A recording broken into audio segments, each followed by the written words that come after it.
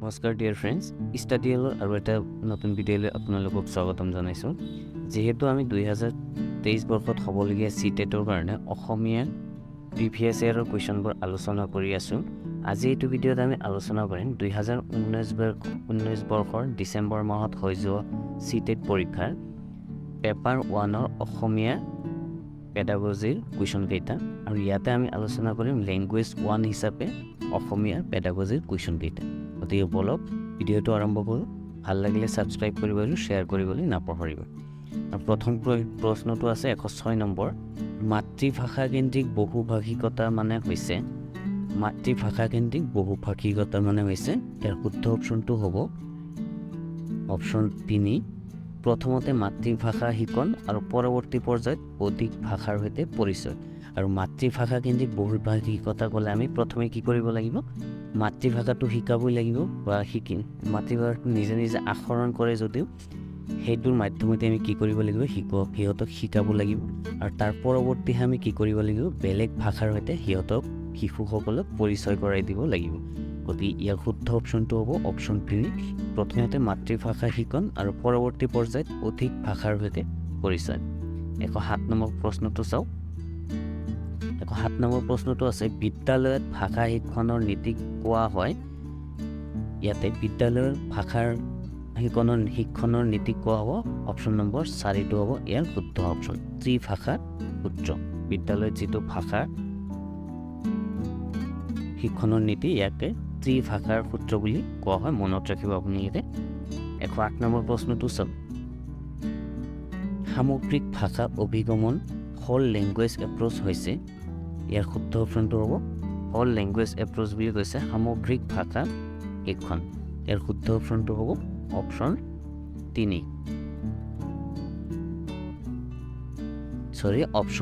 2। দুইটো হ'ব ইয়াৰ শুদ্ধ অপশ্যন, অপশ্যন 2।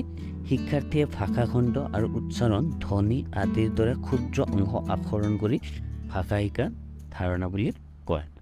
এইটো হ'ব শুদ্ধ অপশ্যন 108 নম্বৰ প্ৰশ্ন। পৰৱৰ্তী প্ৰশ্নলৈ যাওঁ। 109 নম্বৰ প্ৰশ্ন। 109 নম্বৰ প্ৰশ্নত আছে ভাষা শিক্ষণৰ কোনটো পদ্ধতিয়ে স্মৰণক ভাষা শিক্ষণৰ এটা দিশ ৰূপে গণ্য কৰে? ইয়াৰ শুদ্ধ অপশ্যনটো হ'ব অপশ্যন 2। ব্যাকৰণ অনুবাদ পদ্ধতি, গ্ৰামাৰ ট্ৰেন্সলেশ্যন মেথডিক ব্যৱহাৰ ভাষা শিক্ষণৰ পদ্ধতিটোক স্মৰণ ভাষা শিক্ষণৰ এটা দিশ ৰূপে গণ্য কৰে। 110 নম্বৰ প্ৰশ্নটো চাওঁ। 110 নম্বৰ প্ৰশ্নত আছে কাব্য এগৰাকী ভাষা শিক্ষয়িত্ৰী। কাব্য এগৰাকী কি শিক্ষয়িত্ৰীৰ নাম, আৰু তেখেত কি ভাষা শিকায়।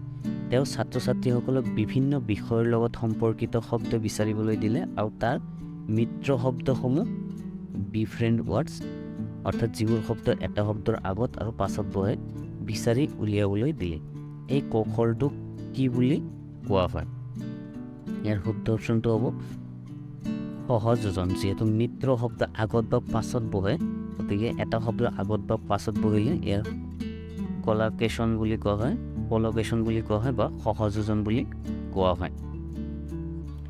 111 নম্বৰ প্ৰশ্ন চাওঁ। 111 নম্বৰ প্ৰশ্নত আছে এগৰাকী শিক্ষকে তেওঁৰ ছাত্ৰ ছাত্ৰীসকলৰ শিকন ক্ষমতা পৰীক্ষা কৰিবৰ বাবে প্ৰশ্ন প্ৰস্তুত কৰিছে।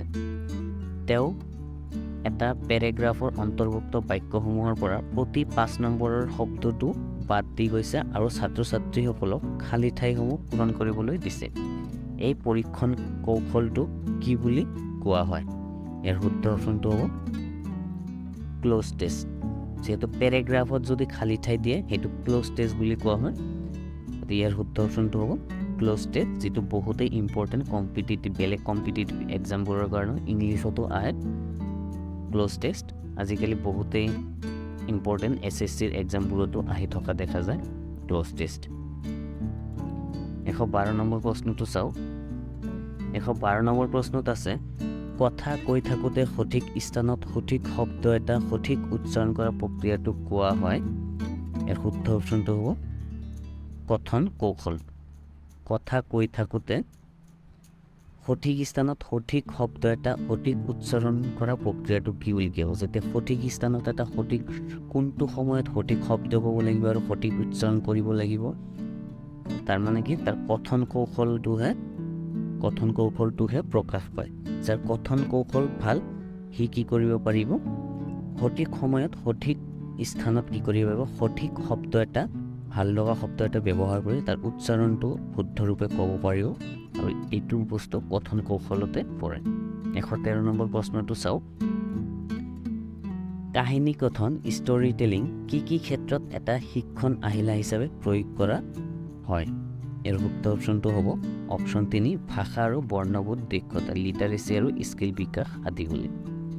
ভাষা আৰু বৰ্ণবোধ দক্ষতা বিকাশ সাধিবলৈ কথন কাহিনী ব্যৱহাৰ কৰা হয়। 114 নম্বৰ প্ৰশ্নটো চাওক। প্ৰসংগ অনুসৰি ব্যাকৰণ, গ্ৰামাৰ ইন কনটেক্সট মানে হৈছে প্ৰসংগ অনুসৰি ব্যাকৰণ। ইয়াৰ শুদ্ধ অপশ্যনটো হ'ব অপশ্যন 3 য'ত ৰূপ প্ৰথমতে প্ৰত্যক্ষ কৰা হয়, প্ৰথমে সেই স্বাভাৱিক ভাষাৰ উদাহৰণৰ পৰা শিকন আৰু তাৰ প্ৰসংগ অধ্যয়ন। এইটো হ'ব শুদ্ধ অপশ্যন। প্ৰসংগ অনুসৰি যিহেতু কৈছে, গতিকে য'ত ৰূপ প্ৰথমে প্ৰত্যক্ষ কৰা হয়, প্ৰথমতে সেই স্বাভাৱিক ভাষাৰ উদাহৰণৰ পৰা শিকন আৰু তাৰ প্ৰসংগ অধ্যয়ন। ইয়াতে প্ৰসংগৰ কথা উল্লেখে আছে, গতিকে অপশ্যন 3টো হ'ব শুদ্ধ অপশ্যন। 115 নম্বৰ প্ৰশ্নটো চাওক। তলৰ কোনটো শিকন দক্ষতা ষ্টাডি স্কিল নহয়? তলত 4টা অপশ্যন আছে, ইয়াৰ ভিতৰত কোনটো এটা ষ্টাডি স্কিল নহয় বুলি কৈছে। ইয়াৰ শুদ্ধ অপশ্যনটো হ'ব অপশ্যন 4 কোনো অনুষ্ঠানৰ কাৰ্যসূচী লেখন। কোনো অনুষ্ঠানৰ কাৰ্যসূচী লেখন কৰিলে ইয়াতে কি নহ'ব, এইটো শিকন দক্ষতা নহ'ব। বাকীকেইটা কি হ'ব, শিকন দক্ষতাত পৰিব। 16 নম্বৰ প্ৰশ্ন চাওক।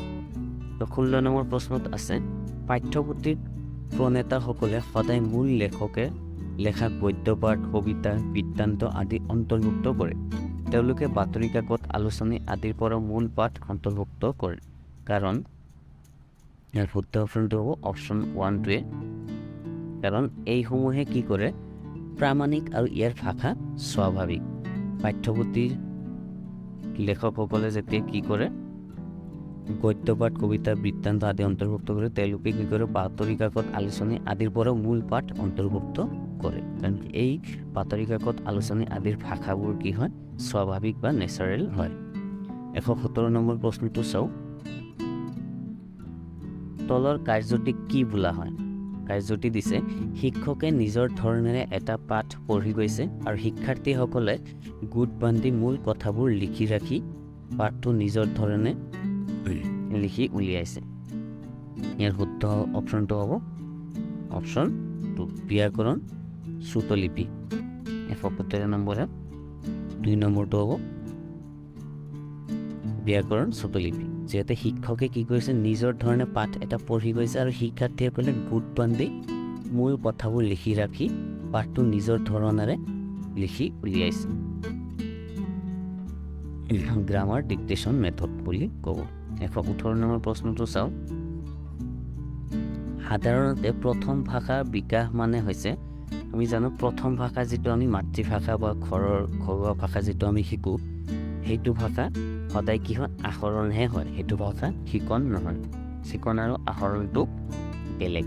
আহৰণটো নিজে নিজে হয়, আৰু আমি জানো প্ৰথম ভাষাটো সদায় শিশুৱে কি কৰে, নিজে নিজেই লাভ কৰে, আহৰণ কৰে। গতিকে ইয়াৰ শুদ্ধ অপশ্যনটো হ'ব অপশ্যন 2 আহৰণ। 119 নম্বৰ প্ৰশ্নটোলৈ চাওক। প্ৰথম শ্ৰেণীত শিক্ষকতা কৰা এগৰাকী শিক্ষকৰ ছাত্ৰ ছাত্ৰীসকলৰ মাতৃভাষা সুকীয়া সুকীয়া। তেওঁ ছাত্ৰ ছাত্ৰীসকলক নিজৰ ভাষাতে পাৰস্পৰিক সম্ভাষণ জনাবলৈ ক'লে। ছাত্ৰ ছাত্ৰীসকলে এইদৰে কৰোঁতে প্ৰত্যেক দিগৈ নতুন নতুন শব্দৰ সৈতে পৰিচয় হ'বলৈ আৰম্ভ কৰিলে। শিক্ষকগৰাকীয়ে গ্ৰহণ কৰা কৌশলটো আছিল, ইয়াতে কি কৰিছে, যিহেতু এটা ক্লাছৰুমত বহুত ভাষাৰ বেকগ্ৰাউণ্ডৰ ছাত্ৰ ছাত্ৰী থাকে, সেইকাৰণে কি কৰিছে, সিহঁতক নিজৰ ভাষাৰে কি কৰিব দিছে, সম্ভাষণ কৰিব দিছে। গতিকে ইয়াতে বহুকেইটা ভাষাৰ কি হ'ব, সংমিশ্ৰণ হ'ব। ইয়াৰ কাৰণে ইয়াতে হ'ব এটা সমল হিচাপে বহু ভাষিকতা,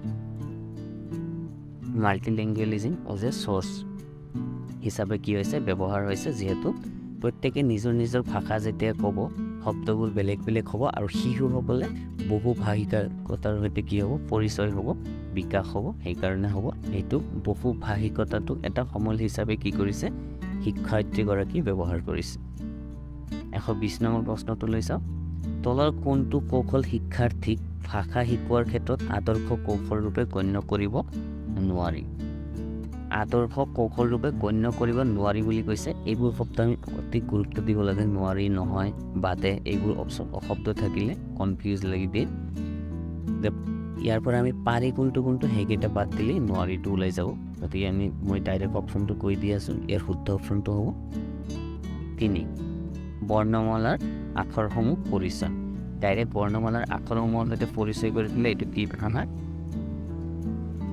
আদৰ্শ কৌশল বুলি ধৰিব নোৱাৰে মৌখিক বা শ্ৰাব্যিক ভাৱ বিনিময় কৰি দিবলৈ দিলে এইটো আদৰ্শ ৰূপ বুলি ক'ব পাৰি গীত আৰু পদ্যৰ মাধ্যমত আদৰ্শ ৰূপ শব্দ আৰু চমু বাক্যৰ প্ৰয়োগ সিহঁতক চমু বাক্য ক'বলৈ দিলে বা শব্দ ক'বলৈ দিলে নিজৰ ভাষাৰ সেইটো আদৰ্শ ৰূপ হ'ব কিন্তু ডাইৰেক্ট বৰ্ণমালালৈ গ'লে আমি এইটো